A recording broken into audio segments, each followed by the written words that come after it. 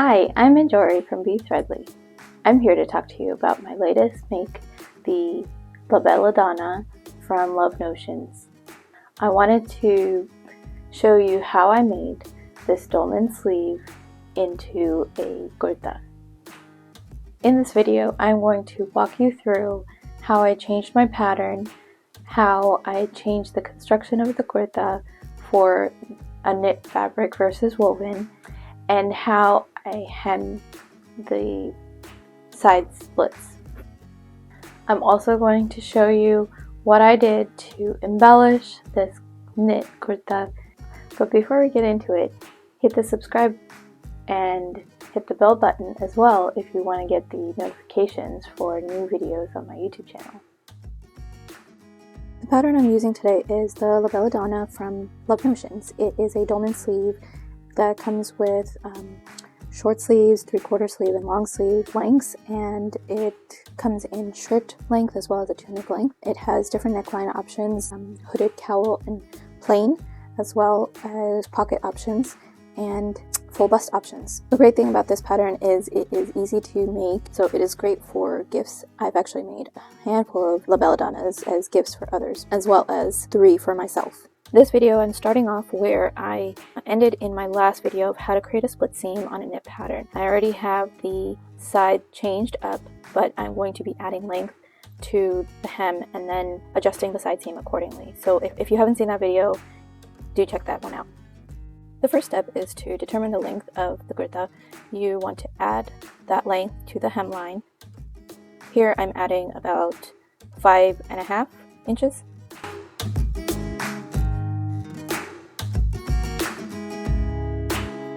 I'm creating a perpendicular line from the fold all the way across the hem of the pattern. I don't want my kurta to be as flared as the tunic is, so I am reducing the side seam.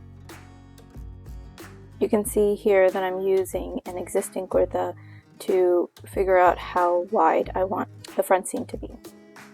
This particular kurta was too skinny, so I picked a point in between the current side seam and the marking that I had created. Using my hip ruler, I was able to create the side seam with a curve down to where I marked, and then also using the same ruler, I'm going to curve the hem just a little bit so it's not completely straight.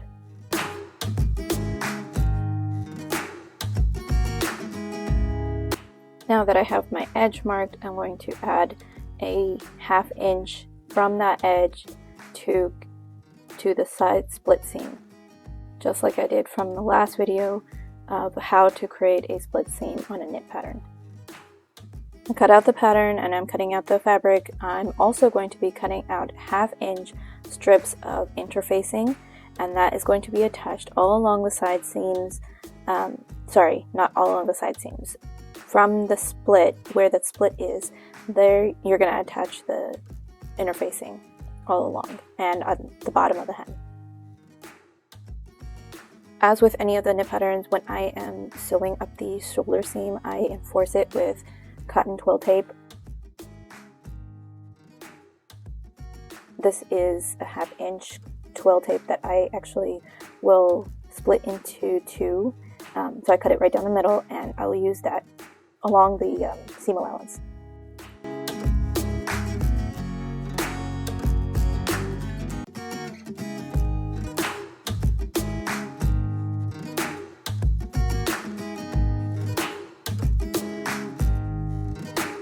Repeating for the other shoulder, and you're going to serge or sew the shoulder seams.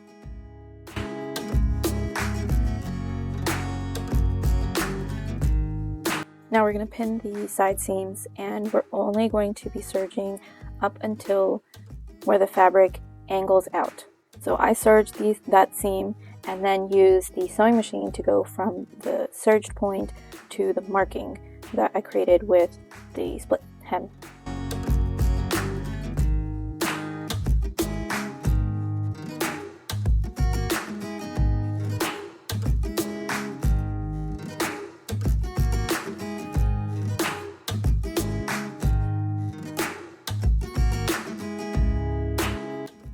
Now that the side seams are done, we're going to go to the split hem and fold under the hem once and then once more.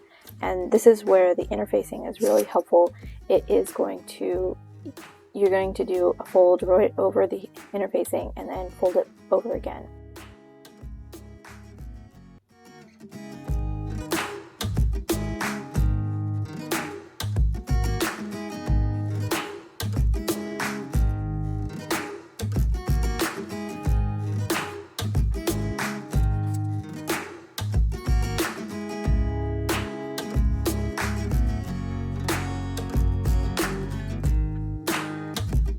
You can miter the corners like I did here, or just fold them.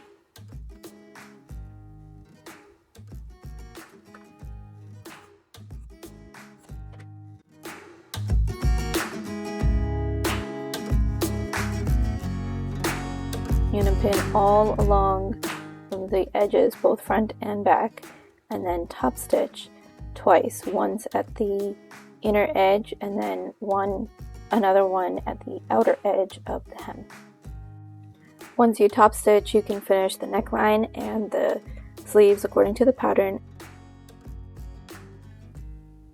So for me, when I tried this on plain, it did not look right. I wanted some kind of design at the neckline, so I decided to paint using fabric paint a neckline that was Indian inspired.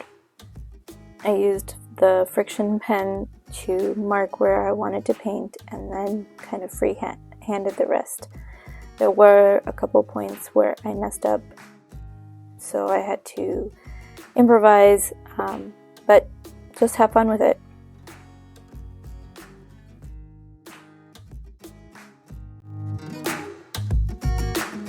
And here's the results.